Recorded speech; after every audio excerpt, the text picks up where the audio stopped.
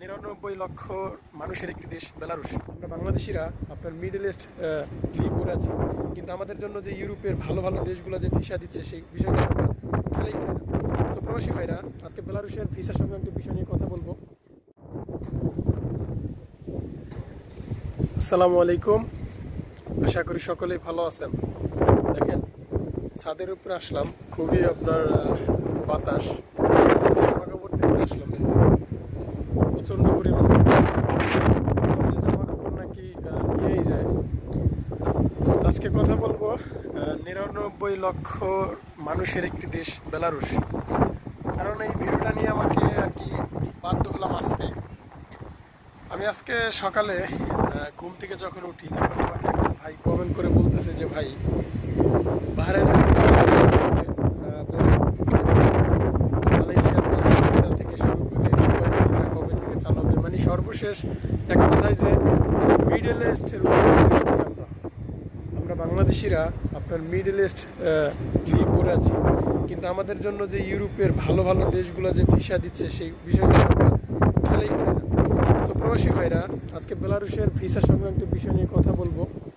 ভিডিওটি ধৈর্য সহকারে দেখবেন এবং বেলারুশে কি কি কাজে লোক নেয়, আপনার ভিসা কিভাবে দিচ্ছে, কত টাকা খরচ হচ্ছে, আপনার বেলারুশে কি কি কাজে গেলে সুবিধা হবে, ঠিক আছে? তো সব কিছু নিয়ে আজকে আলোচনা করবো। তো ভিডিওটি ধৈর্য সহকারে দেখার চেষ্টা করবেন, আশা করি সব কিছু বুঝতে পারবেন।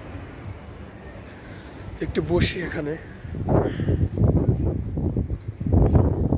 প্রবাসী ভাইরা, 99 লক্ষ মানুষের একটি দেশ বেলারুশ, যে দেশটি আপনার ইউরোপের 5টি স্বাধীন রাষ্ট্রের সাথে সীমানা রয়েছে, যেমন পোল্যান্ড, রাশিয়া, ইউক্রেন, লিথুনিয়া, আর একটা দেশের নাম ভুলে গেছি, ল্যাটুনিয়া না জানি কি।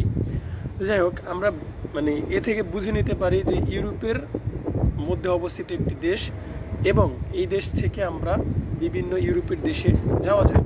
মানে এটা থেকে আমরা এটা বুঝি। ভাই, প্রচণ্ড পরিমাণ বাতাস আসতেছে, আমার মনে হয় না যে কথাগুলো ক্লিয়ার আসবে, ঠিক আছে? তো যাই হোক, এই বেলারুশে আপনার ভিসা বর্তমানে প্রবাসী বাংলাদেশিদের জন্য বা বাংলাদেশি নাগরিকদের জন্য খোলা রয়েছে, সরকারিভাবে নয়। যেমন আপনার বেসরকারি যে কাজ রয়েছে, ঠিক আছে, বেসরকারি কাজের জন্য ভিসা খোলা রয়েছে, কিন্তু সরকারিভাবে নয়।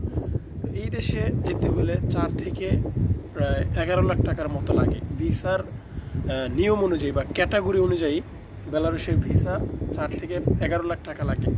তো যেহেতু আমরা ইতালি, আপনার ওই যে কি বলে, সার্বিয়া, হচ্ছে আপনার ওই যে পোল্যান্ড, মানে বিভিন্ন ইউরোপের যে বড় বড় দেশে যায় আমাদের বাংলাদেশ থেকে, তো সেই সব দেশে যেতে হলে অবশ্যই প্রায় 15 লাখ 20 লাখ টাকা খরচ হয়।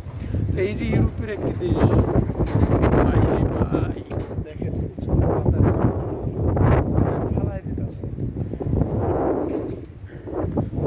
তো যাই হোক, আপনার প্রায় সব ধরনের কাজের আছে আর কি।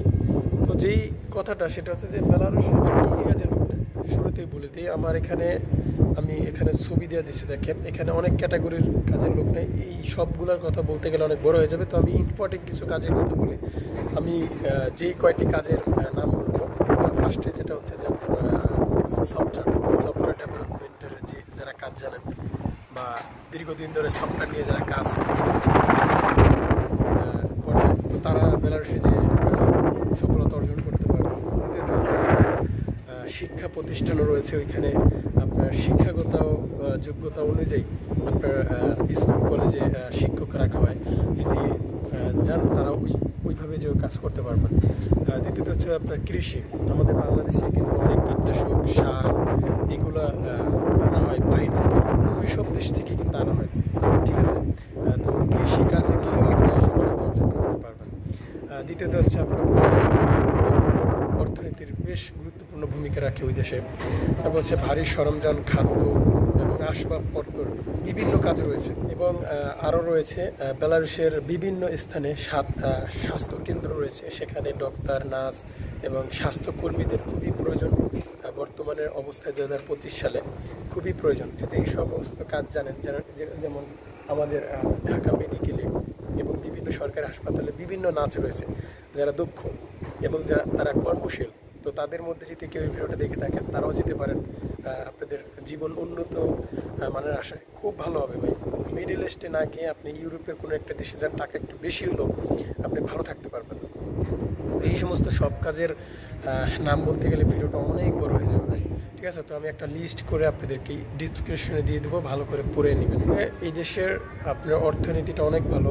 একটা দেশের মাথার পিছু আয় হচ্ছে আপনার $164 প্লাস। চিন্তা করে দেখেন, $164 প্লাস মাথা পিছু আয় বেলারুশ, ইউরোপের একটি দেশ। এবং এই দেশে গেলে আপনি বিভিন্ন দেশেও যেতে পারবেন। ফ্রান্স আছে, লিথুনিয়া আছে, ল্যাটভিয়া আছে, এই সব দেশে আপনারা যেতে পারবেন। তো সবচেয়ে মজার বিষয়টা হচ্ছে যে এই দেশে আপনি খুব সহজেই ওয়ার্ক পারমিট ভিসাটা পেয়ে যাচ্ছেন।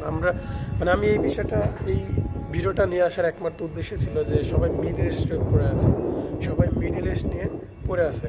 কেউ ভাবছেই না যে ইউরোপের দেশে যাবে, বা মিডল ইস্টের অবস্থা কিন্তু এখন বর্তমানে ভালো না।